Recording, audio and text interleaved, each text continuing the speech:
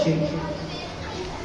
पार्वती ने पूछा तुम्हारी कृपा किन किन लोगों पर होती है? तो भगवान शंकर ने कहा देवी मेरी कृपा तो सब पर होती है, भूतों पर भी होती है और देवताओं पर भी होती है। जो देवता जैसे इंसान हैं उन पर भी मेरी कृपा होती है, जो राक्षस जैसे इंसान है, राक्षस वृत्ति के लोग हैं, राक्षस सोच के लोग हैं, उन पर भी मेरी कृपा होती है। चोरी करने वाले चोर के ऊपर भी मेरी कृपा होती है। तो किसी चोर पर तुम्हारी कृपा हुई है? किसी चोर पर कृपा हुई है? भगवान शंकर बोले हाँ, एक चोर पर मैंने कृपा की है। तो महाराज वो कथा मुझे सुनाओ ना, आपने कौन से चोर पे कृपा कर दी? मैं सुनना चाहता हूं, और आप किस प्रकार चोरों पर कृपा करते हो? तो भगवान शंकर ने पार्वती को सुनाया, और उधर प्रयाग के अंदर सूत जी महाराज ने सोनकादि ऋषियों को सुनाया, और केलड़िया की भूमि के अंदर हमने आप लोगों को सुनाया। तो हम आपको सुना रहे हैं, शंकर भगवान पार्वती को सुना रहे हैं, सूत जी महाराज सोनकादि ऋषियों को सुना रहे हैं। तो सोनकादि ऋषियों को सूत जी महाराज कहते हैं कि ऋषियों एक बार क्या हुआ, एक चोर था। बोलो शंकर भगवान की। बहुत ही सुंदर कथा है, चोरों पर कृपा करना,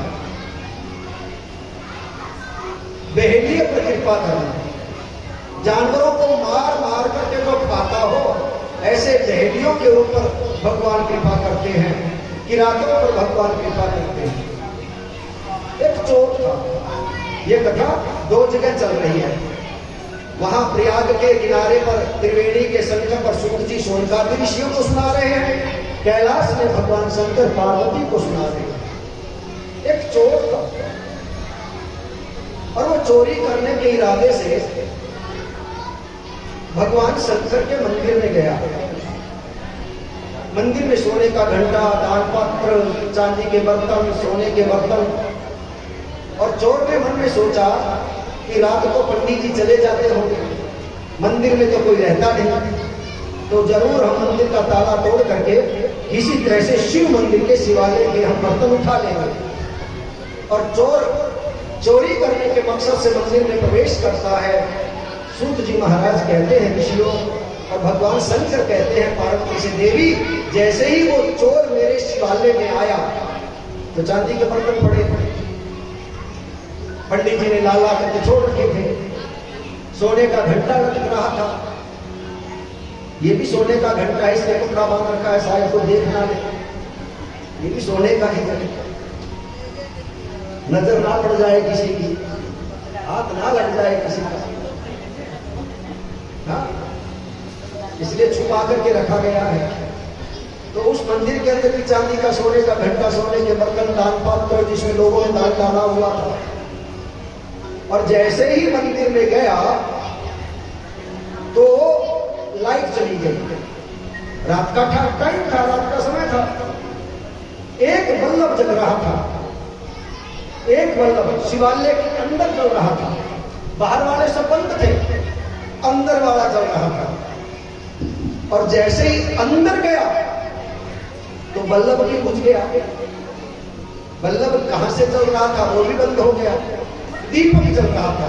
पंडित जी दीपक जो रात को आरती करी थी शाम को, वो दीपक में घी जाता था और वो दीपक जल रहा था।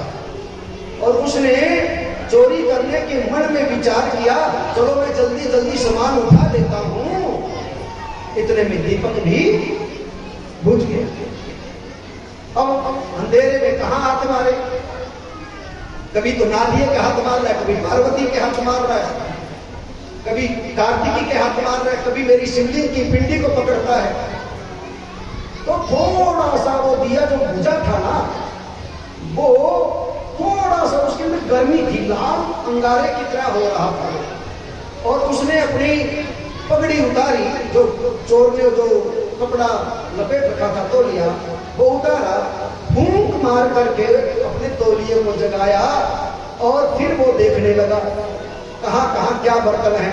और वो तौलिया इतनी स्पीड में चल गया सारे का सारा, वो भी राख बढ़ गया।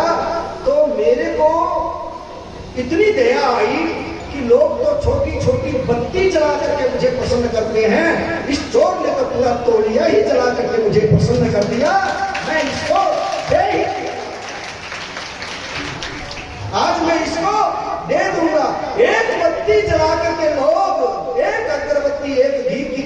से छोटी बत्ती जला करके मेरे शिवालय में रोशनी करते हैं।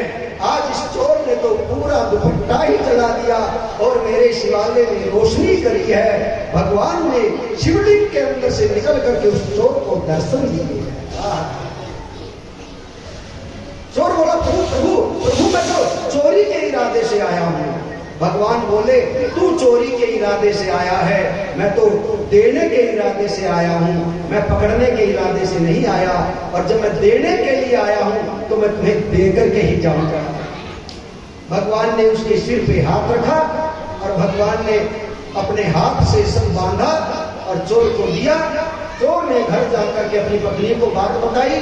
पत्नी ने कहा, आज से चोरी करना छोड़ दो, भगवान शंकर की भक्ति में लग जाओ।